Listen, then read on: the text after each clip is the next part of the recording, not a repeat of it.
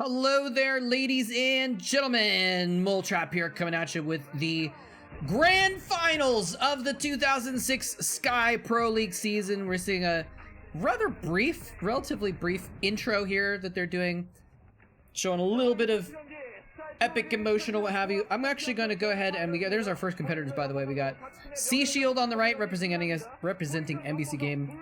We have Canata on the left, representing SK Telecom.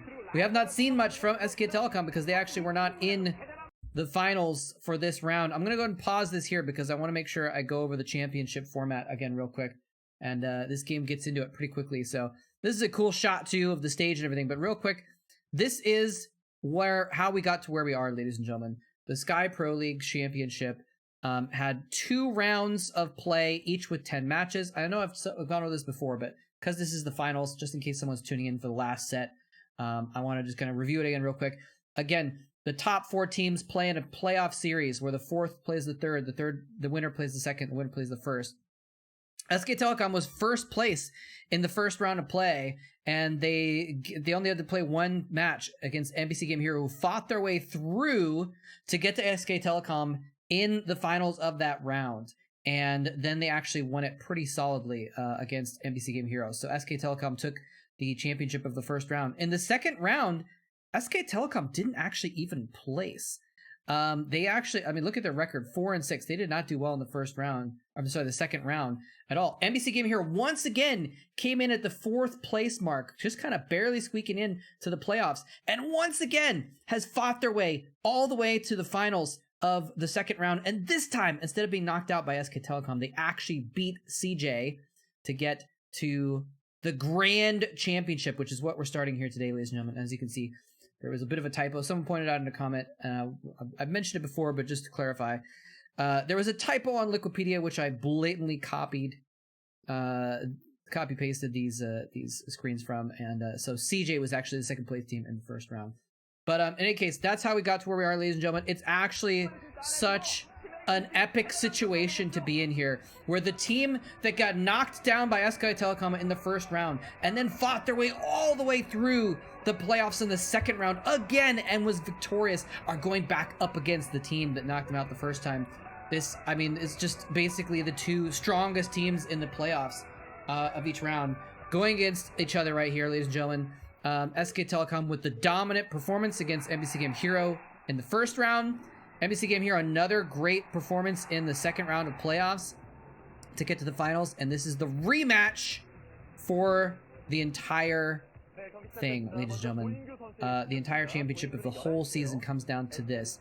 The entire year of play. The 2006 season actually ended, it ended in 2007. These games are being played on January 20th of 2007, at the beginning of 2007. So here we go. Sea Shield versus Canata. And game number 1 is going to be on the map Blitz, if I remember correctly. And I guess I can... Wait, where's that? Yeah, there it is. So we got Blitz here on your screen right now. This is the kind of weird one with the left and right sides of the map. Very, very strange construction map, actually. It's kind of weird how you have the left and the right, and then the avenues going from the left to the right. One through the middle blocked by minerals that can be mined out. One kind of through the...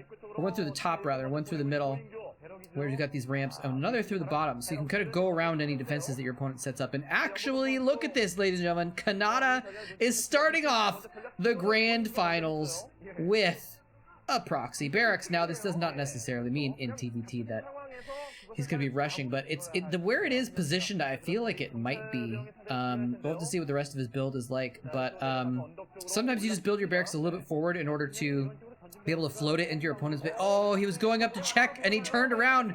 He's like, no, it's not up there. Let me go check down here instead. He almost had a chance to scout that barracks, but sometimes you build your barracks forward just to float it over and scout with it. And but that doesn't seem to be the case in this case. As you can see by the timing there, we just saw Sea Shield's barracks. Sea Shield is the orange in the top right, by the way. He was purple at the beginning, but they changed the colors. Orange in the top right. His barracks is significantly behind Canata's barracks. And so that shows you that it's not just that it was forward to scout, it's actually early as well. The gas going down for Sea Shield, in addition to that, is going to be going for a very fast factory. But is he going to be able to deal with some early Marines here? I mean, the way that this works is, you know, well, yeah, the Marine's going to be walking up. It's a pretty short distance, actually, across the middle of the map as well. So he's going to have his Marine coming in here just as the barracks is finishing. I don't think this is going to be too big of a deal, though. Sea Shield is just... His Marines are going to be just barely following up behind Canata's invading Marines, and so I think he should be able to deal with this. He's pulled some SCVs, maybe a few too many SCVs, but maybe preemptively, but he's going to try and hold his ramp here. And if he can take the high ground and fire down, one Marine can actually beat two, especially if there's SCVs there, but not if he picks it off. Nice little snipe there. I think that was actually from the low ground, but he did not trigger the mischance, and so he actually was able to kill off that Marine. And now this is a little bit of trouble here. If Sea Shield had kind of delayed a little bit longer until he had the two Marines against three would have been a much better situation. He's fighting with SCVs as well here, but Canata, his Marine count is just building up slowly and steadily. He might want to pull the injured Marine bed to the back, is what I was going to say. So, you know, a potential optimization missed out there by Canata, but he is putting a lot of pressure on here. And so he's missed out on some of his own economy. Oh, and Sea Shield is building a proxy factory outside of Canata's base as a counter to this. So if he holds this off, it's going to be the similar situation flipped around, where instead C is going to be the one getting units out early, getting them into his opponent's base, just as his opponent's similar production facility is completing. And so he's gonna have the unit advantage.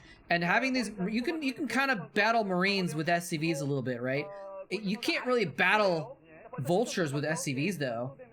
So this could be catastrophic if you get some Vultures in there pretty quickly. But as you can see, the timing is not quite early enough that it's going to be a huge difference. By the time the Vultures are actually getting into that base, it's going to be just when the first Vulture is popping out of the factory. Well, maybe a little bit sooner. We'll see. It's running in there right now, but it's going to be close enough that I don't think this Vulture is going to be doing too much damage. Let's see how many SCV kills he can get here.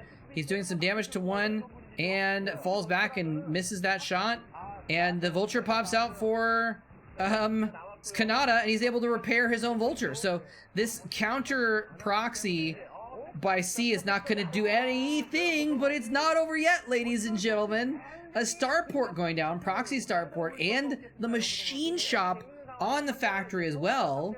I'm really curious to see what he's going to be doing here. We've had those Marines kind of pushing away the barracks earlier as well, by the way, and now a little bit of a Marine skirmish happening here. C is going to be forced to fall back up his ramp. Now, Canata knows that there's proxy tech near his base, so he's going to be a little bit careful here. But he's actually getting control tower, siege, workshop as well. A couple Vultures out on the map. And this is interesting. He's going to go out here and try and scout out that factory. And he's actually chasing the SCV, so I don't know if he saw that tank. I don't think he saw it, but this could be actually a dangerous situation if he loses that tank because of some early attacks. The Marines are actually falling back for Canata as well. Canata falling his Marines back, and there might be a bit of a sandwich here, and the tank will be the meat of the sandwich. And I don't know how that metaphor works exactly, because the tank is going to be eaten alive by these units. But in fact, no, he's able to kill off the Vultures before even getting in here. And now the Marines are coming in the back. They were supposed to be one part of this ambush, but now they're going to get there a little bit too late. And the SCVs are just going to surround this tank, though. And Vulture gets glitched out a little bit. The tank goes down. Canata's tank has popped out of the factory above and is able to finish off the damage on that. It wasn't just the SCVs doing the damage. They were just holding it in place, pinning it down so that that tank could, you know, drop the people's elbow on it, I guess. These wraiths coming out are very interesting. I'm not sure how much they're going to do. We did see that, okay, yes, so Canata still has his Marines. Canata's not lost his Marines. So he's got that little bit of a squad of Marines just to be something to push back those wraiths a little bit. 4 or 5 Marines, and there we have 5 Marines for Sea Shield. 5 Marines, or even barely 4, is enough to kind of deal with a Wraith or 2, especially if he's getting his own raids out. Cloak is finished here for Canata. He's going to try and push out here. There is a comsat station on the way, but how much damage can he do while the comsat station is building is one question. Oh, he's going to lose a tank for free. Moves out a little bit too far, and he's going to lose all of his Marines as well. Oh no, now Canata's in a bit of trouble. Where did that Cloak Wraith go, actually? That he had? He's brought it back into his base is what it looks like. C actually still has Marines here as well, so he's in a little bit better shape in dealing with the Wraiths. Both players building Wraiths at this point. I don't know if C has Cloak upgraded or upgrading though, if he's just making the Wraiths there. But by the way, I feel like Canata is kind of in trouble. At each point in time, he's kind of lost out on the trades, you know? I guess he didn't lose out on any trades when the first vultures came in, but then he ended up losing his vultures to the tank. He lost one of his tanks as well to Sea Shield. I guess they both lost the tank, right? I don't remember. It's hard to keep score at this point. But now the Wraiths are coming in here, and C's Wraiths, sorry, Kanata's Wraiths were on their way to C's base, so they're gonna have to fall back here. And oh, he baited out the cloak. I'm sorry, the comm scan. He might have a no. I don't think he's got a second one yet. So now cloak Wraiths coming in here for Canata are gonna chase away C's Wraiths, and actually not just chase them away. They're gonna actually destroy them. 2 Wraiths have gone down. It's gonna be a third one, and we saw comm scan go off. But even if you can see the Wraiths, it doesn't matter if you're outnumbered by them. So he's gonna lose yet another one, and that last Wraith is gonna be chased down as well. I don't see any way for it to, yeah, it's gonna even just try and get a couple shots back onto the enemy, go down with a fight instead of without one. Now Canata has gotten a second command center almost completed. I'd be really curious to see if C has that as well.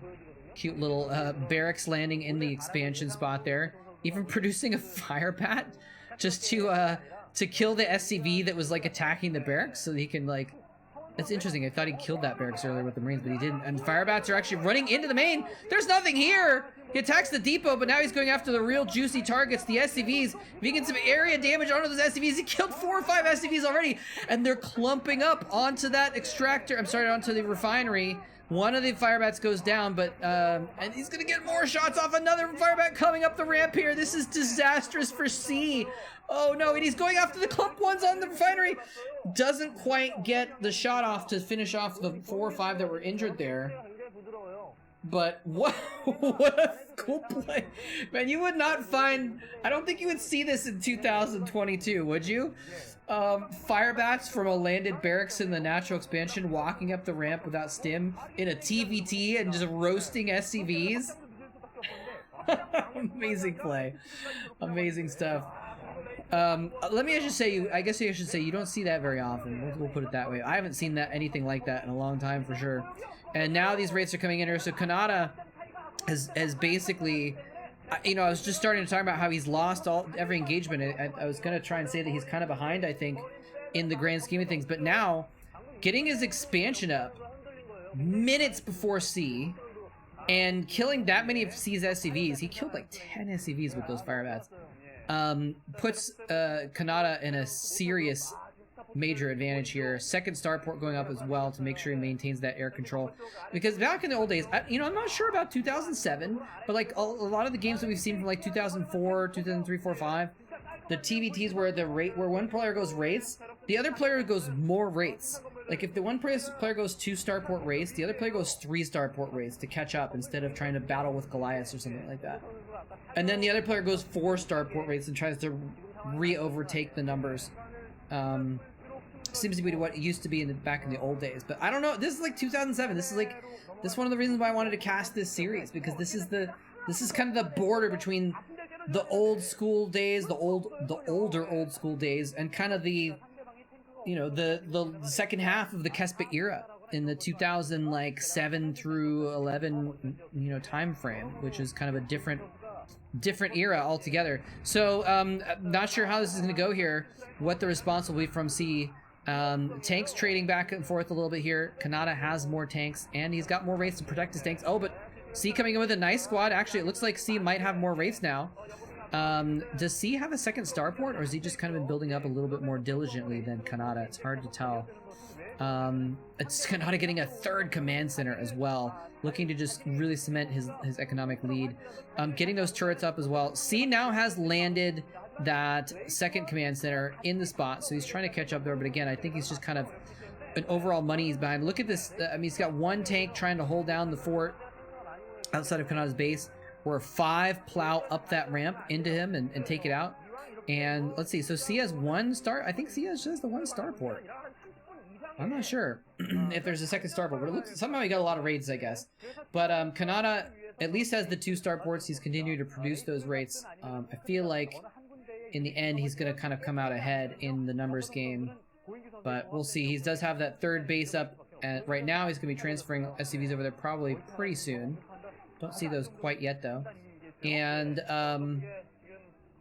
C is following this up with his own command center. Now remember, this is the middle lane where there's minerals in between those 2 bases, so there's not a physical way for the tanks to walk over and actually attack. In fact, even at the extent of their siege range, if they hug against those minerals, I think it's just barely too far to actually shell the STVs on that mineral line. So not as much of a threat there, but Canata could mine that out and present more of a threat to that middle base. Or, of course, he could just present a threat with the race.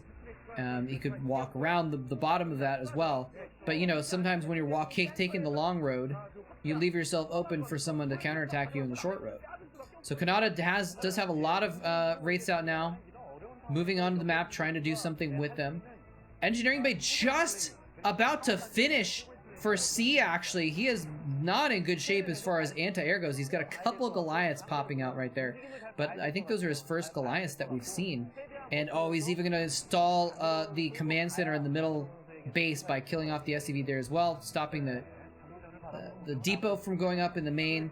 He's bringing some Goliaths in his rates of his own. I think even with a couple of Goliaths, well, it might be an even matchup. You know, it's looking like 12 or 14 rates for Canata versus like 8 rates for C plus Goliath though, and it looks like Canata has taken out all of C's raids, but C's countering with these Goliaths. He's got 3 or 4 of them now. The scan goes off and he's able to chase them out. So yeah, in the end, the Goliath count, if it was just the Goliaths, you know, trying to defend in the main base or something like that, then it would have been the advantage to Canata with all those wraiths. But with the wraiths and the Goliaths fighting together, then Sea Shield did have the advantage there. He's able to push him back here. Can C actually come back in this?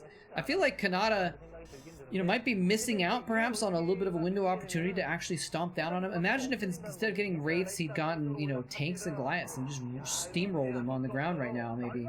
Or dropships and dropped in his main base and, you know, gotten tanks set up on his supply lines.